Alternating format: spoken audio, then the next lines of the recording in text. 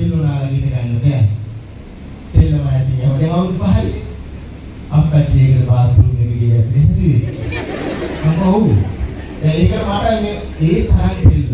මම ඉස්සරම කියන්නේ දුවක් අපි අසන ගීතයක් තියෙනවා නේද නේද? ඒකත් අහලා ඒක අහන්න ඉස්සෙල්ලා මම පොඩ්ඩක් කියනවා මේ දුවක් මේ දැනෙන විදි දුවේ දැනෙන විදි අප්පච්චි.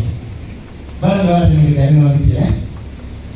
මේ අප්පච්චි හිතන විදිය මට මේක හරි ලස්සනයි මේ. කවුද කියන්නේ අනිසායයි පොඩි. මේ ගීතේකුත් තියෙනවා. හැබැයි මට දැනෙන විදිය ඕනේ. දුවිල්ල වැඩි ඇස්සතු උනත් දුව ඉන්න. වචන දෙකයි දැන් අර්ථ දෙකයි. එක්ක දුවගෙන ඉන්න. නැත්තම් දුව ඉන්න. ආදරේ බදාගෙන netu කඳුළු පිසලන්න. ජීවිතේ හැමදේම සිනහවෙන් පුරවන්න. දුවෙක් ඉන්නවා නම් ඒ මදයි සැනසෙන්නේ. ටිකක් ඉතල බලන්න තාත්තලා දැන් දුවලා ඉන්න තාත්තලා දැනෙන විදිහ වලට. ආදරේ පුරෝගෙන තුරුලේම නැලවෙන්න.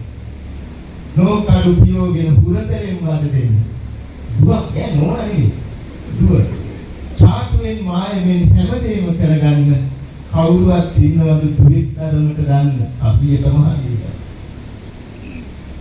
දුක වැඩිම මොහොතකට සිනහ අරගෙන වඩින. උතුරන්න ආදරේ ගෙදර හැමතැන බෙදෙන.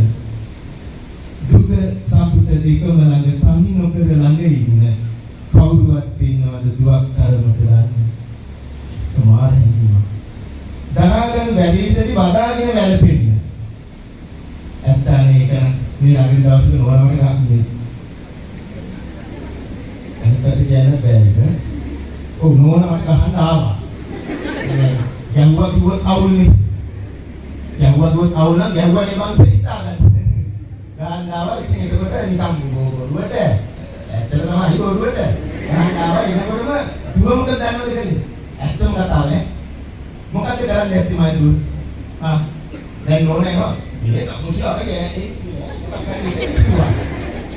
දැන් මගේ දුව මොනවා කරන්නේ? කවුද බලන්නේ? අප්පච්චි කියන්නේ කවුද බලන්නේ?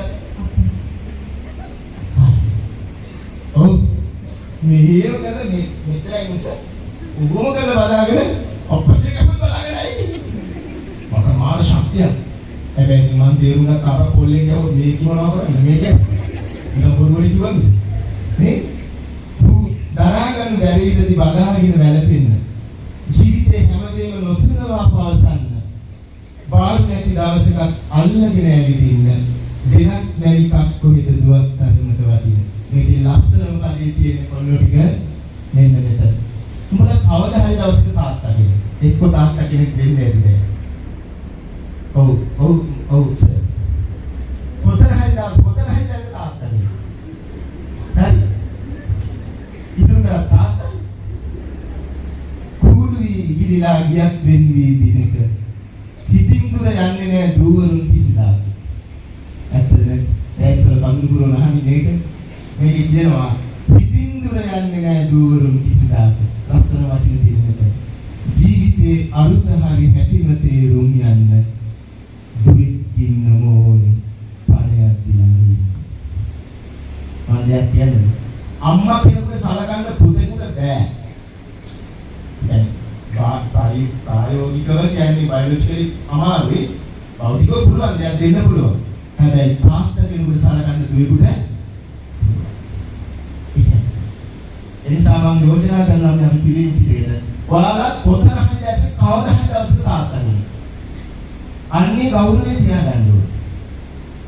ඒ ගෞරවය තියාගත්තොත් තමයි ජීවිතේ හරි නැති තේරුම් ගන්න පුළුවන් වෙන්නේ.